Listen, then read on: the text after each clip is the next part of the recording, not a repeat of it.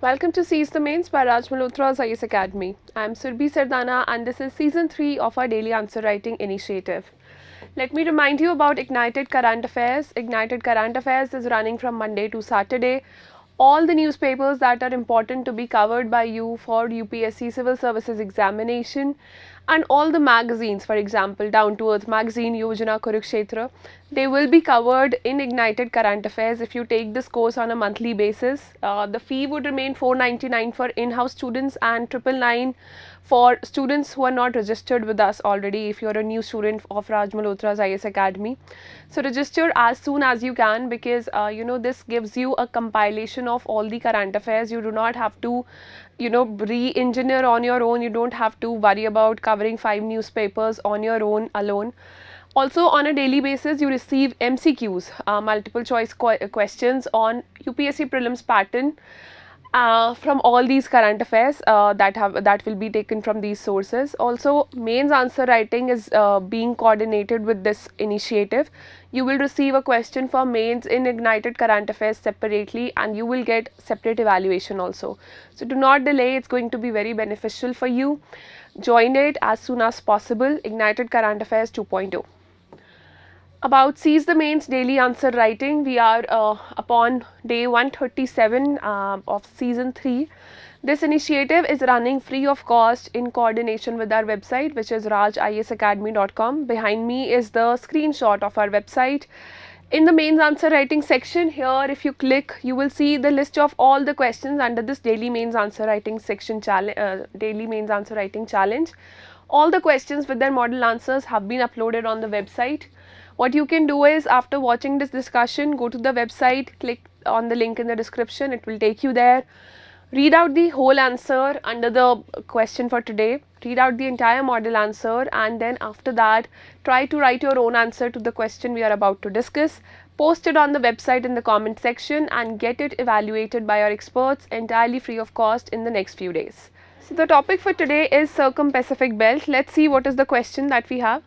Discuss the geophysical characteristics and important features of the Circum-Pacific zone.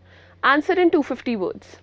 See, the question is very straightforward. Volcanoes have been in news, especially in the Pacific Rim of Fire. They have been in news, so this question becomes very important for you. A similar question for 150 words has already been asked by UPSC in one of its mains examinations. So, let's see how we'll address this question. What do you mean by geophysical characteristics and features whenever you are asked with respect to anything, especially in your GS paper 1 where geography and physical features of the globe are a part of your syllabus. So first of all, we'll write an introduction. In introduction, we'll explain a little bit briefly about Circum-Pacific zone or the Circum-Pacific belt. So let's see what is the general introduction or the general information that we can give about Circum-Pacific belt. The Circum-Pacific belt, obviously whenever you're starting an answer, mention the name of the subject that you're talking about. Mention the name of the thing that has been asked in the question. So after that you can refer it using pronouns, but the use of proper nouns is very important in the beginning. The Circum-Pacific belt is an area along the Pacific Ocean, that means its location is given here, that is characterized by active volcanoes and frequent earthquakes. So this is a characteristic that you have told about. Because of the volcanic activity, it has been popularly dubbed as Pacific Ring of Fire. So see, you've told briefly about the details also, but you've not wasted a lot of details here, so you have content left for your body paragraph as well. So the location you've written about some other name by which it is known, that is the Pacific Ring of Fire, and you've also told that it is characterized by active volcanoes and frequent earthquakes. That is a characteristic you've told about it. Now let's talk about the mapping part, that it is stretched approximately 40,000 km, tracing boundaries between several tectonic plates. See, this is very important. Mentioning the tectonic plates factor is very important there, including Pacific, Juan de Fuca, Cocos Plate, Indian Australian Plate, Nazca Plate, North American and Philippines plates. In case if you do not remember the minor plates related with this geophysical area, related with this area, definitely talk about the major plates, that would be your Indian Australian plates, Pacific plates, North American plates.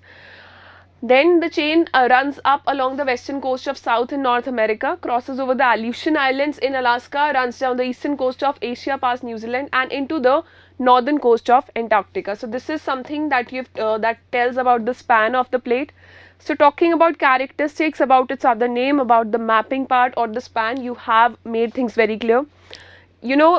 To make it very clear, I'm just letting you know that geography answers are incomplete without a map or a diagram.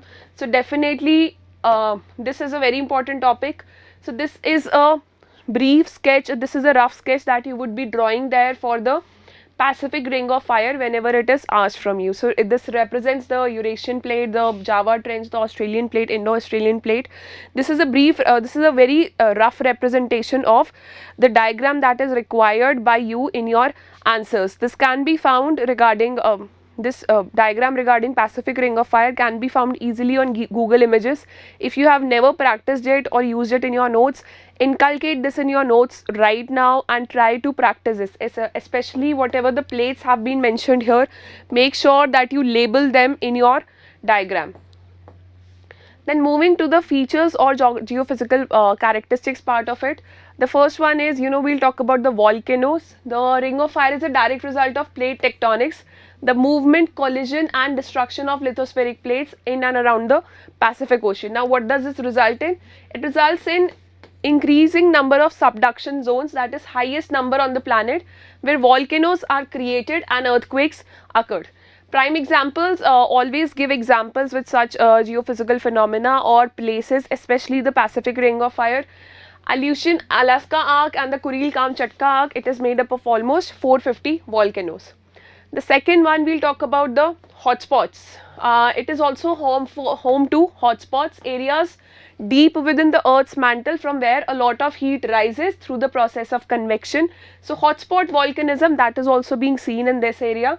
This heat facilitates the melting of the rock at the base of lithosphere, where the brittle upper portion of the mantle meets the Earth's crust. So major volcanic events have occurred in this area. The first one was due to the presence of subduction zones. The second one is due to the presence of hotspots. So hotspot volcanism is very common here. So you can talk about Karakotua, Nova Rupta, Mount St. Helens, Mount Ruiz and Mount Pinatubo of 1991. The third one is that boundaries of plates slip past each other, due to which a lot of earthquakes occur. So in the subduction zones where plates overlap at convergent boundaries, slip between plates and rupture within plates causes earthquakes. This is the world's most seismically active zone.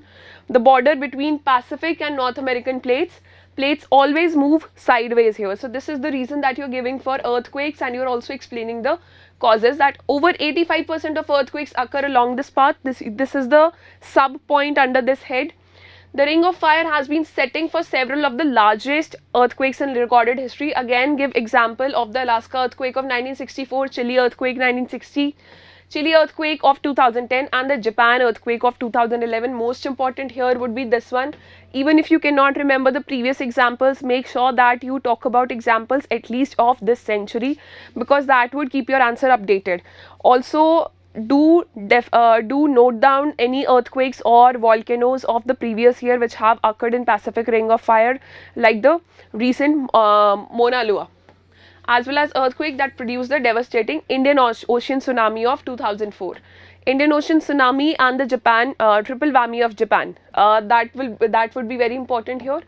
The fourth one is that Ring of Fire is home to the deepest ocean trench. It's called the Mariana Trench. It is a 7-mile deep trench.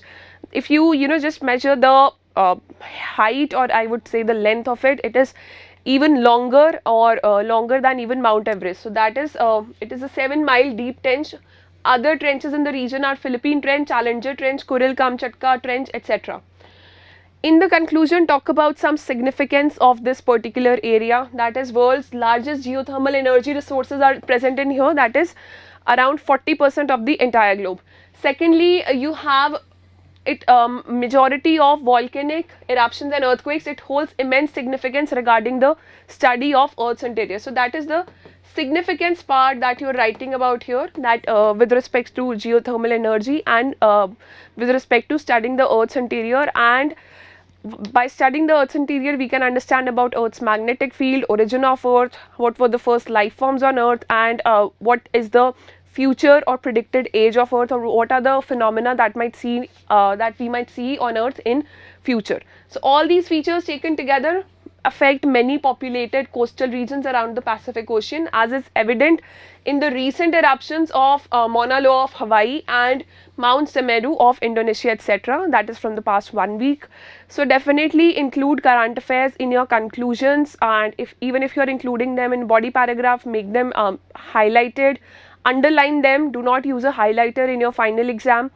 Underline whatever content you are giving, whatever content you want to make it stand out.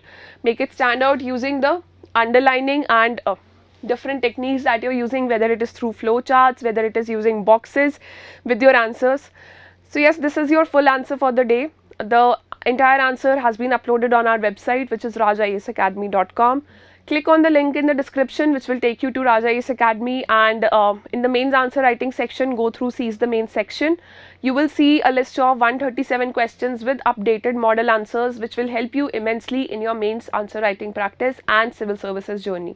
I'll see you with another discussion on Monday. Till then, stay tuned to the channel and all the best.